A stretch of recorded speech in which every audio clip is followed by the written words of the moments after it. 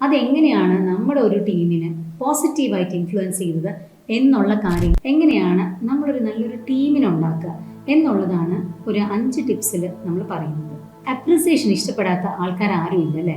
അപ്പോൾ ഒരാൾ ഒരു നല്ല കാര്യം, നമ്മുടെ ടീം മെമ്പർ ആയിക്കോട്ടെ, ഈവൻ നമ്മുടെ ബോസ് ആയിക്കോട്ടെ, അല്ലെങ്കിൽ നമ്മളെ പോലത്തെ തന്നെ നമ്മുടെ ഒരു കൊളീഗ് ആയിക്കോട്ടെ, ആര് തന്നെയായാലും നമ്മുടെ ഓഫീസിലായാലും പേഴ്സണൽ ലൈഫിലായാലും അവരൊരു നല്ല കാര്യം ചെയ്താൽ ലേൺ ടു അപ്രീഷിയേറ്റ്. നമ്മളെ പറ്റി എപ്പോഴും നല്ലതായിട്ട് പറയുന്ന ആൾക്കാരോട് നമുക്കൊരു പ്രത്യേക തരം ഒരു ബോണ്ടാണ് അല്ലേ? അങ്ങനെയുള്ള ആൾക്കാർ പറയുമ്പോൾ നമ്മളത് കേൾക്കാൻ കൂടുതൽ ഇൻട്രസ്റ്റും ഉണ്ടാവും.